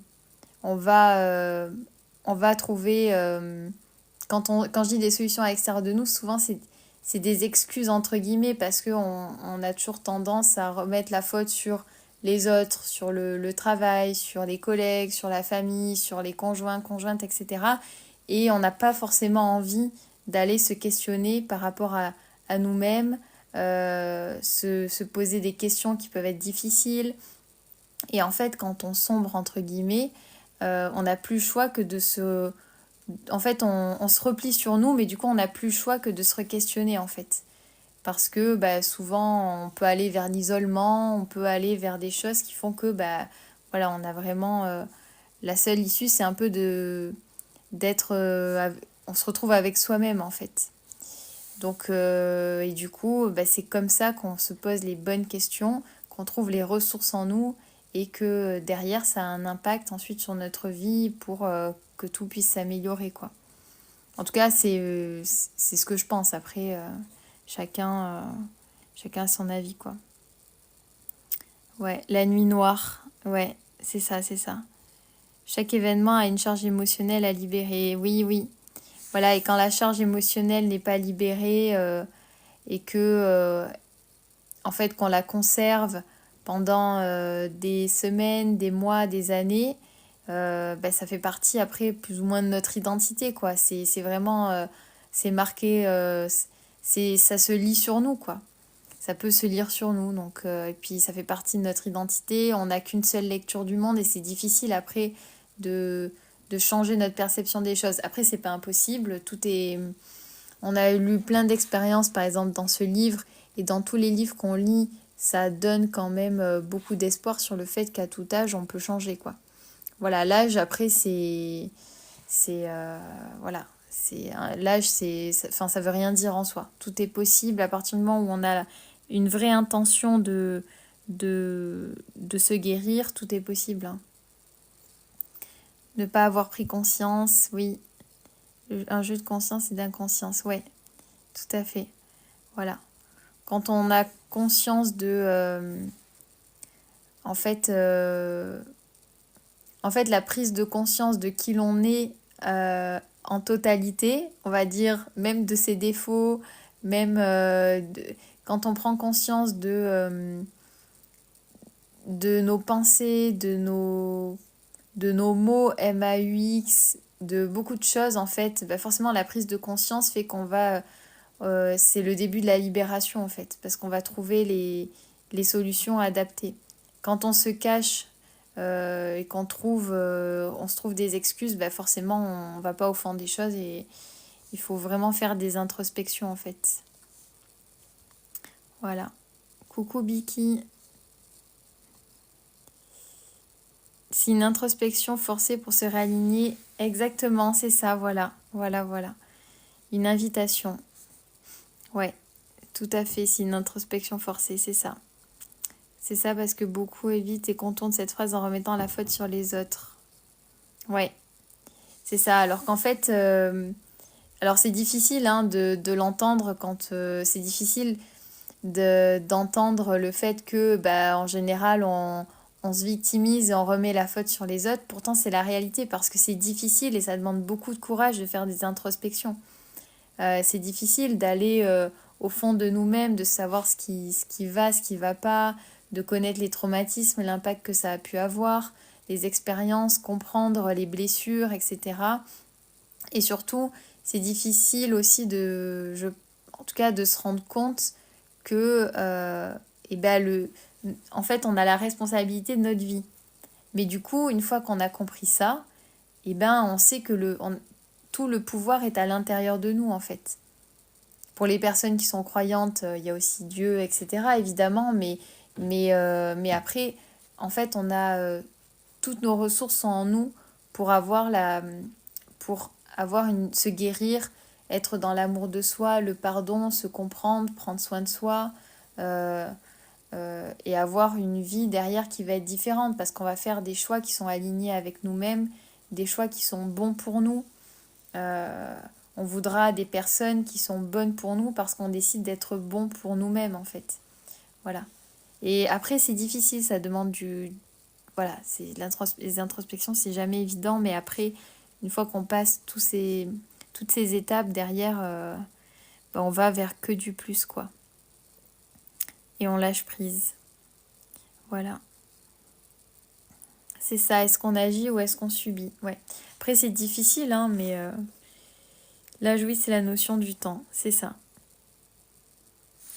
Ouais, alors la puissance de la pensée positive, alors on va le lire, justement on le lira après influence et manipulation. Donc là on a terminé devenir super conscient. Oula, hop. On a terminé du coup devenir super conscient. Ça me fait toujours bizarre quand on termine un livre parce que comme on les lit quand même pendant longtemps, à chaque fois ça me fait toujours bizarre quoi. Bon, après moi je le relirai. N'hésitez pas à relire les livres quand ils vous parlent, parce que en fonction de votre cheminement personnel, vous allez découvrir de nouvelles choses sur vous en relisant les livres. Voilà, donc n'hésitez pas. Ça fait toujours bizarre, c'est toujours, ça me fait toujours un peu d'émotion. Et donc le prochain livre qu'on va lire, c'est Influence et manipulation de Robert Cialdini ou Cialdini, bon, voilà. Et du coup, La puissance de la pensée positive de Norman Vincent Peale. Voilà, La puissance de la pensée positive. Donc là, on est sur des méthodes pour, pareil, faire un peu évoluer ces schémas de pensée et retrouver, réussir à trouver en fait les ressources, la force pour, voilà, penser un peu différemment dans des moments de vie qui sont pas forcément évidents. Voilà, donc comment révolutionner votre vie. Donc, bon, après, on est sur des livres de développement personnel, donc on aura toujours un peu le même vocabulaire, mais c'est très bien parce que du coup, ça donne, ça donne espoir et ça donne des bonnes méthodes. Donc, ce guide révèle que nul n'est voué à l'échec. En effet, chacun peut, s'il le désire, répondre à ses aspirations profondes et avoir enfin une vie remplie de joie et de satisfaction. L'auteur propose des méthodes simples et efficaces pour réussir pleinement votre vie. Il prouve par son enseignement et ses exemples que l'expérience est concluante. Voilà. Donc, vous voyez, il fait la taille de ma main. Ouais, il est épais, mais voilà, c'est un petit livre. Donc, vous voyez, il est écrit comme ça à l'intérieur. Donc, assez espacé. Du coup, les pages se lisent rapidement, ou en tout cas plus rapidement que sur d'autres livres avec moins d'espace et des grandes pages, évidemment. Et donc, je vous montre les chapitres. Donc, le chapitre 1, Croyez en vous. Voilà. Alors, en général, souvent, voilà, ça parle de la Bible. Quand il y a des références religieuses, en général, c'est la Bible parce qu'on est sur des livres occidentaux avec un historique religieux. C'est quoi? C'est catholique, chrétien, donc voilà. Donc en général, c'est ça. Après, chacun prend ce qu'il a à prendre, évidemment. L'objectif, c'est pas du tout d'influencer dans des courants de pensée ou quoi. C'est vraiment de découvrir des livres et que chacun prenne ce qui lui correspond. Hein. Je le redis à chaque fois. Parce qu'en fonction de ce qu'on lit, forcément, ça va varier. Donc là, il y a, voilà, il y a quand même, je pense que c'est quand même, voilà, il y a quand même pas mal de choses liées au religieux, mais je pense que ça peut quand même être intéressant. Je vais regarder ça. Après, je vais quand même le regarder avant. Si c'est vraiment trop axé religion, on le lira pas forcément. Je pourrais en parler évidemment pour ceux que ça intéresse. Mais voilà, c'est parce que je préfère éviter quand c'est trop axé, parce que c'est pas forcément l'objectif, quoi. Voilà. Mais bien sûr, il n'y a pas de jugement. Hein. Voilà. Donc du coup, comment disposer d'une énergie constante, le pouvoir de la prière. Voilà. Le secret du bonheur, garder un cœur d'enfant, devenir artisan de son propre bonheur, etc. Cessez de gémir et de vous lamenter. Voilà. Espérez le meilleur et vous l'obtiendrez. La défaite n'existe pas. Comment ne plus se faire de soucis, résoudre ses problèmes personnels. La foi, instrument de guérison. Comment combattre la perte de vitalité. Changer votre mode de pensée. La détente, prélude de la force tranquille. Comment se faire aimer. Après, si ça vous intéresse et que vous souhaitez qu'on le lise, on le lit. Hein. Voilà, comme d'habitude, on fera un petit sondage. Voilà, je vous demanderai ce que vous en pensez. Donc, il y a celui-là. J'ai aussi pris Jung, donc un voyage vers soi. Voilà, vous m'aviez beaucoup parlé de Jung, donc voilà. Celui-là, moi aussi, que je trouvais très intéressant, donc les profils émotionnels, apprendre à les connaître et mieux vivre avec, donc de Richard Davidson. Voilà. Donc, on a tous un profil émotionnel qui s'est mis en place au fur et à mesure de notre histoire, avec des automatismes cérébraux. Vous voyez, on retrouve un peu les mêmes principes qui sont écrits différemment, avec des ajouts, etc. C'est pour ça que c'est intéressant d'en lire plusieurs pour voir ce qui nous correspond, quoi. Voilà, mais nous pouvons nous en libérer et modifier notre cerveau comme un muscle que l'on travaille. Voilà, donc tout se passe dans la tête, hein. Tout se passe dans la tête. Et dans le corps, il faut être à l'écoute de son corps. Mais voilà, tout se passe en nous en tout cas. Richard Davidson bâtit une véritable science des émotions. Identifier son profil émotionnel à l'aide de questionnaires et d'exercices d'auto-évaluation. Réguler ses émotions grâce aux entraînements mentaux adaptés à chaque profil. Donc s'il y a des exercices, voilà, on les fera ensemble si vous voulez. Donc il faudra bien être présent du coup. On regardera ça ensemble, voilà, si ça vous intéresse. Il y a aussi sur les dépendances affectives, pareil, parce que je pense que voilà, ça peut être pas mal intéressant, surtout qu'on avait lu les 5 blessures qui empêchent d'être soi-même. Et on a pas mal parlé de dépendance affective, ou de dépendance tout court, donc du coup, je me disais que ça pouvait être intéressant. Voilà. Alors, je regarde les commentaires. Hop. Alors, attendez, je remonte un peu. Voilà. Dans les deux cas, ça nous pousse à se remettre en question. Ouais, les schémas répétitifs. Oui, oui, oui. C'est ça, on a des schémas répétitifs dus à nos masques, dus à nos peurs, etc. Donc, on va toujours créer les mêmes choses parce que on pense mériter certaines choses et pas d'autres. Parce qu'on est un peu conditionné, on a des états de pensée, donc on va se créer des schémas répétitifs. Ouais. Vadim Zeland l'explique magnifiquement, l'autre c'est moi, tout est énergie, tout est reflet. Oui, oui, oui. Ouais, Lilous, bah oui, oui, oui. On a parlé grâce à toi de Vadim Zeland la dernière fois, hein. C'est ça, l'autre c'est moi.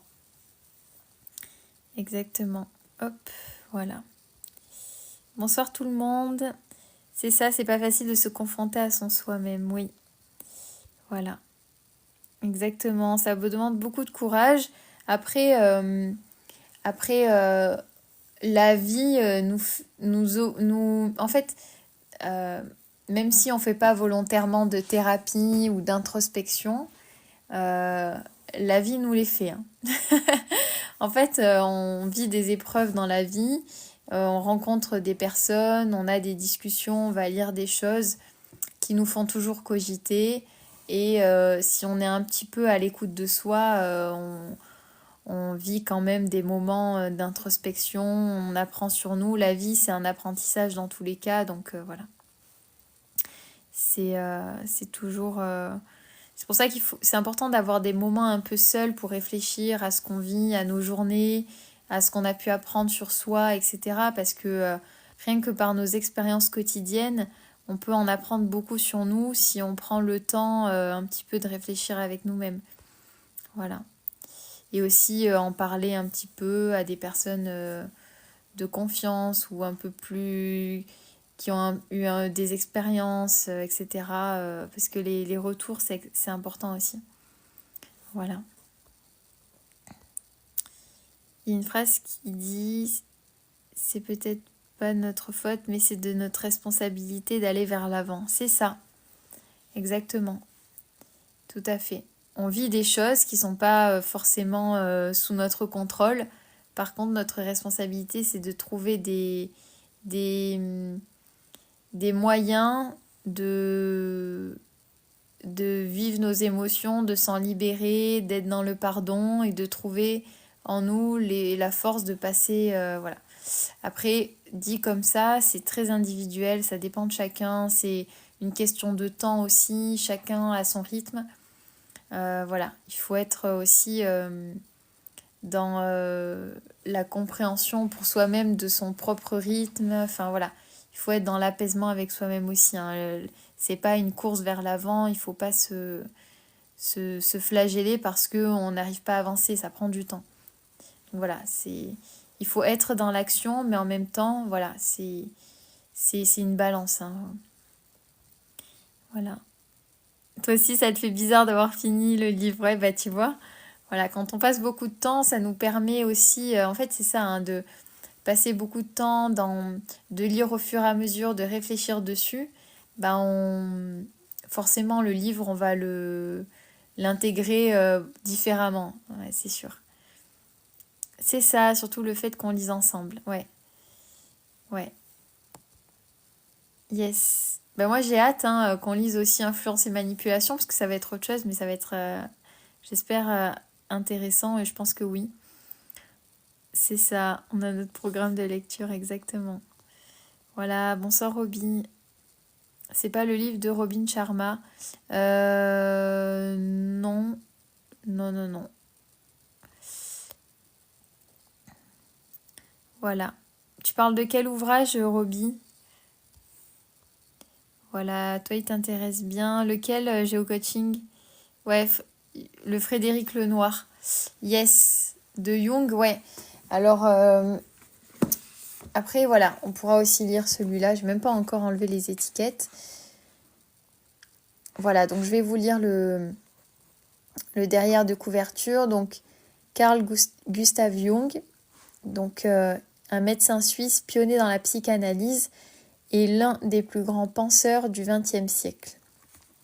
Il reste assez méconnu en France, alors que ses idées ont exercé une influence profonde sur notre culture contemporaine et qu'il a été l'inventeur de nombreux concepts révolutionnaires, comme la synchronicité, l'inconscient collectif, les archétypes ou les complexes. Il est avec Spinoza l'un des auteurs qui m'ont le plus marqué et il a eu un impact décisif sur ma vision du monde et de moi-même. Voilà pourquoi j'ai eu à cœur de rendre accessible à un large public sa pensée visionnaire qui le conduira à expérimenter et à élaborer son processus d'individuation, ouais, voilà. Un extraordinaire voyage intérieur où chacun d'entre nous apprend à faire dialoguer son conscient et son inconscient pour devenir pleinement soi et accéder à un sentiment d'unité et de joie profonde. Voilà. Donc on pourra aussi lire celui-là. De toute manière, après influence et manipulation, on refera un sondage et on verra, voilà. On verra, on est en démocratie, ce sera la majorité. Voilà. Voilà. Hop. Alors sur les profils émotionnels, ouais, je te montre la couverture Kaya, c'est celui-là. Hop. Ah ben super Kaya. Ok, bah écoute, tu nous diras ce que t'en penses. Tu nous diras ce que tu en penses. Voilà, hop.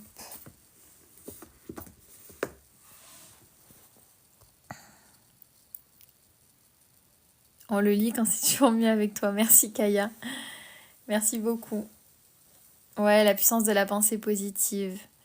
Yes. Un esprit bof dans un corps pas ouf, vous l'avez déjà lu. Alors j'avais commencé à le lire parce qu'on me l'avait envoyé. C'est vrai que je voulais pas montrer. Alors celui-là, il est... En fait, donc ça c'est une amie qui me l'avait envoyé en PDF. Et j'avais commencé à le lire. En fait, il est... D'ailleurs, quand je l'ai acheté, c'était avec elle. Alors celui-là, je l'ai pris parce que il permet de se prendre moins la tête en fait. Voilà, on se prend moins la tête par rapport à nos introspections, par rapport au développement personnel, etc. Et comme on est... l'objectif des lives, c'est de lire un peu de tout et surtout de... Voilà, d'être... Enfin, même si on lit beaucoup de développement personnel, l'objectif, c'est quand même de prendre aussi un peu de recul et de savoir ce qui nous correspond. Voilà. Et donc, celui-là, c'est... Voilà. Il permet un peu de prendre un peu de recul, quoi. Voilà. Donc, c'est sur notre existence actuelle, notre société qui nous dit, voilà, devenir le plus beau, la meilleure version de nous-mêmes, le plus beau, le plus riche, la meilleure santé possible, etc. Et donc, voilà. Et si tout simplement notre existence était tout simplement en train de nous rendre tous très malheureux. Donc voilà, l'objectif c'est de prendre un peu de recul et de se dire ok, voilà, on relâche la pression, on est soi-même et on est tous imparfaits, il n'y a pas de... Voilà. Donc du coup, ça changeait un peu. Merci Orafara, merci beaucoup. Merci. Bah, vous m'avez aussi un peu aidé dans la sélection sur Jung et tout ça. Je les ai pris parce que vous m'en aviez parlé. Alors après, on a parlé de beaucoup de livres différents, mais bon, j'en ai sélectionné, il fallait choisir quoi. Donc j'ai pris ceux-là. Voilà. Hop. Malheureusement, Freud a pris toute la place. Oui, après, c'est des guerres de... de publication et de qui est-ce qui va être, qui va prendre le dessus sur l'autre. Il y a plein de... Je suis sûre qu'il y a plein de psys, de psychiatres, etc. qui ont aussi dit des choses très intéressantes et qui sont inconnues du grand public parce que l'histoire a choisi que ça se passe ainsi, quoi. Hein. Donc, mais bon, on prend, voilà. Comme le pendule, on pendule à gauche, à droite, c'est ça. Ouais, c'est ça. C'est dans le silence que l'on a nos réponses, tout à fait. Il faut avoir des temps de silence avec soi-même. C'est important. même si ça peut faire peur, même si on n'aime pas trop penser avec soi-même parce qu'on a l'habitude de toujours voir vers l'extérieur parce qu'on écoute la radio, la télé, la musique, les autres, les podcasts, les machins. Il faut vraiment prendre des temps avec soi-même, hein. C'est très important. On n'a pas l'habitude, donc ça peut être stressant, mais il faut, hein. Voilà. C'est ça, les choses qui se répètent, c'est une programmation. Il suffit de faire la paix, purifier, se libérer. Oui, c'est ça. C'est très bien résumé. Ouais. Coucou Rose R. Oui, alors on a terminé la lecture de Joe Dispenza. On a lu le dernier chapitre avec la postface du coup tout à l'heure.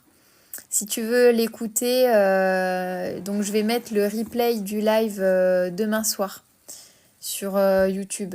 Ou peut-être ce soir, je vais voir. Si j'ai le temps, je le publierai ce soir.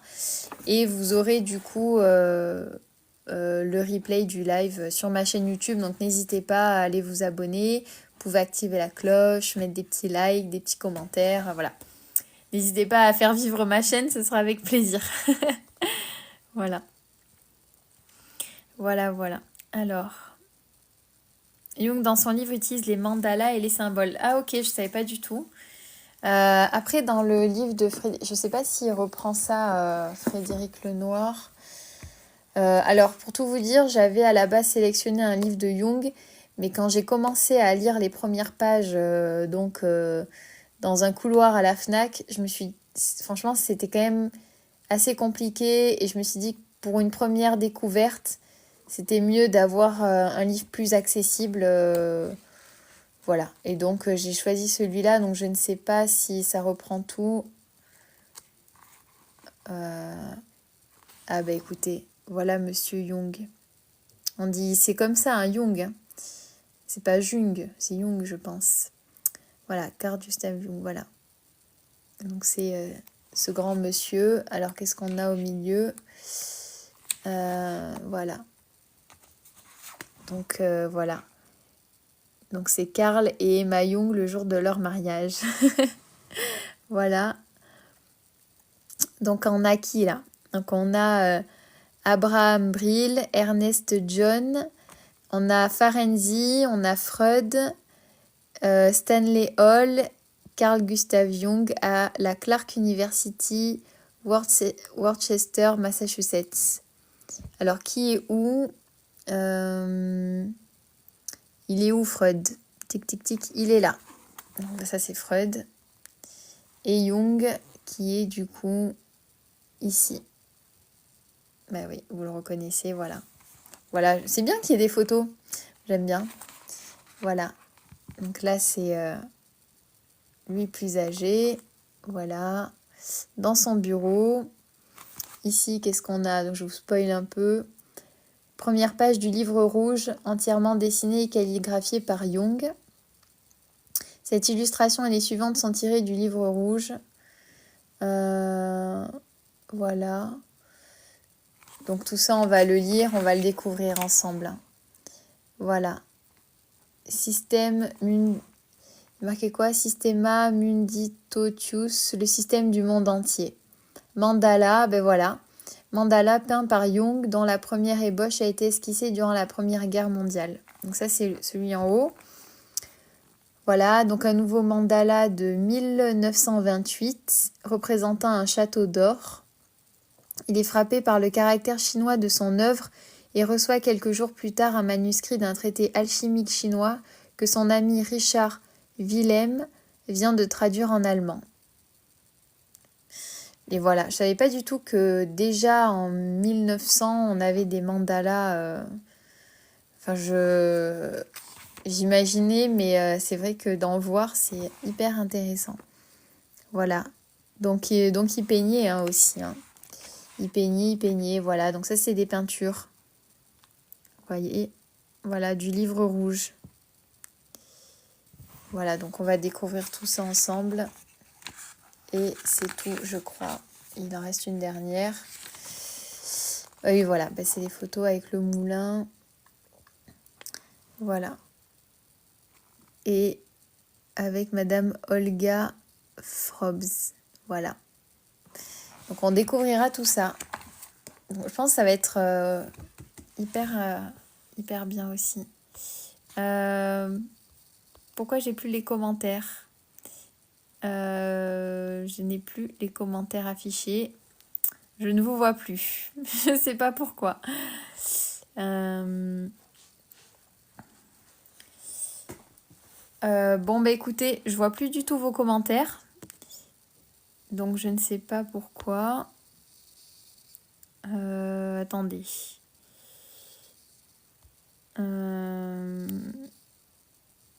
Pourtant, j'ai touché à rien.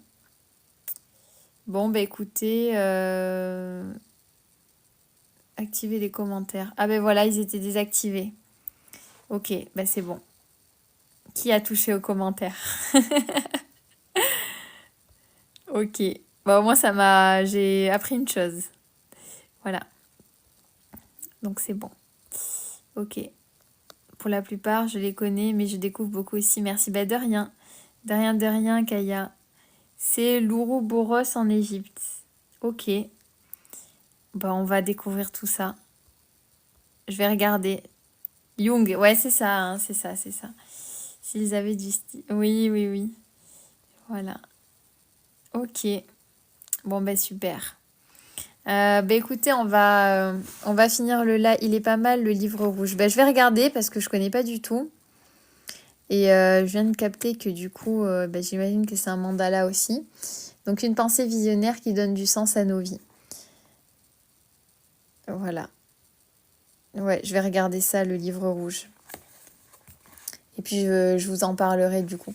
Donc là, en tout cas, donc, le prochain livre qu'on dira, ce sera pas Jung, ce sera Influence et manipulation.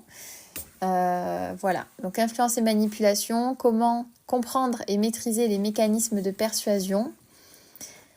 Voilà, donc professeur à l'Université de l'Arizona, Robert Cialdini est chercheur en psychologie sociale, spécialiste de l'étude de la persuasion et de la négociation.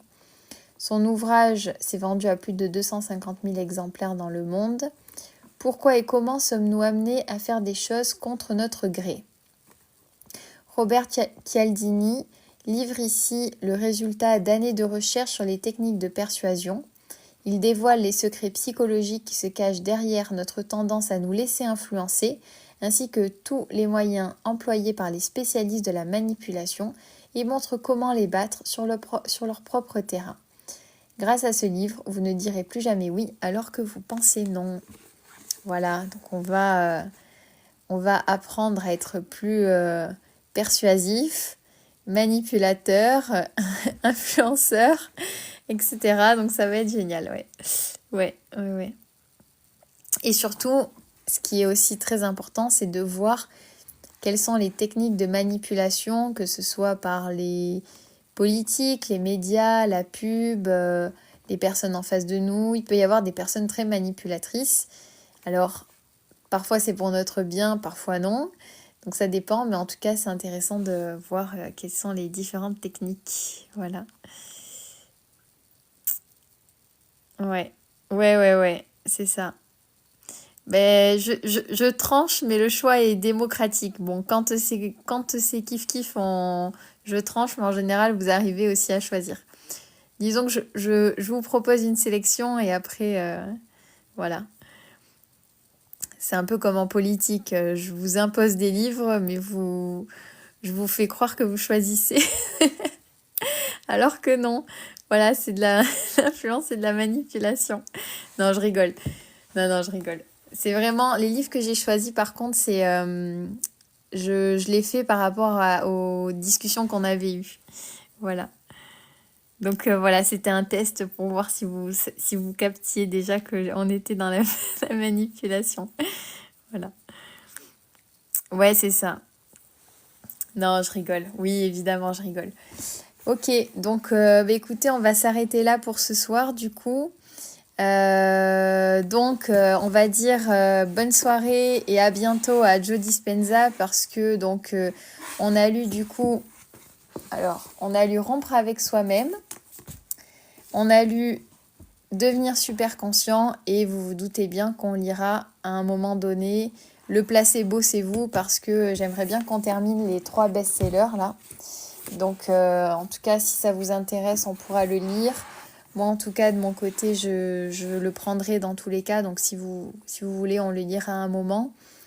Évidemment, ouais, j'aimerais qu'on puisse tous les lire en même temps, mais c'est pas possible.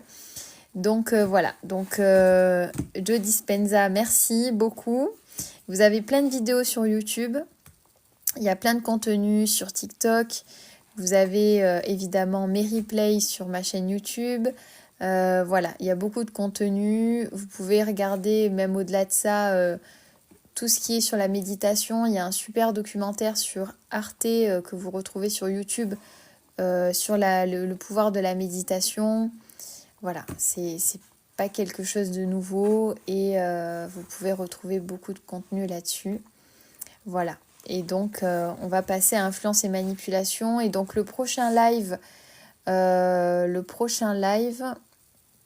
alors cette semaine, ça va être un peu compliqué parce que, alors, on en fera un, normalement jeudi soir, on fera un live. Et puis, ça sera le seul de la semaine parce que j'accueille des gens, donc du coup, pour tout vous dire, donc je serai pas dispo, mais normalement, jeudi soir, on fera un live et on commencera ce livre-là. Voilà. Et voilà. Tes vidéos TikTok, j'aime beaucoup les petits formats. Oui, sur l'autre compte, ouais. J'ai un deuxième compte où je mets des vidéos, des extraits justement des auteurs, etc. Ouais, mais je pense que je vais le faire sur ce compte en fait. Parce que je commence à me lasser de mes photos et j'ai envie de faire évoluer tout ça. Donc je pense que je vais faire un mix. Voilà. Donc je vous proposerai aussi du contenu vidéo là-dessus. Voilà. Mais merci Kaya, merci beaucoup. Ouais, c'est plus attractif que le texte. Ouais, c'est ça, exactement. Voilà. Sur l'autre, personne ne va savoir de quoi je parle. Oui, en fait, j'en fais pas la promotion, donc bon. Mais j'en mettrai sur ce compte-là. Voilà. Donc écoutez, je vous souhaite une très très bonne soirée. Merci beaucoup d'avoir encore été présent comme d'habitude sur le live. Franchement, c'est top que je puisse vous retrouver à chaque fois. C'est vraiment super. Donc voilà, merci beaucoup. Vous pouvez retrouver du coup toutes mes recommandations de livres de développement personnel sur mon lien qui est dans ma bio. Voilà, vous avez aussi les derniers livres qu'on a lus ensemble. Voilà, et toutes ces recommandations. Donc n'hésitez pas, c'est des liens Amazon. Mais voilà, ça vous donne une idée et vous pouvez commander dessus. C'est comme vous voulez. Et voilà. Et c'est tout ce que j'avais à vous dire. Donc je vous souhaite une très bonne soirée. Merci Sky. Voilà, merci tout le monde. Merci Florence. Avec grand plaisir. Merci Christophe. Très très bonne soirée. Prenez bien soin de vous. Reposez-vous bien. Je vous souhaite une bonne nuit. Bon courage à tous ceux qui travaillent. Bon courage à ceux qui bossent aussi demain. Voilà.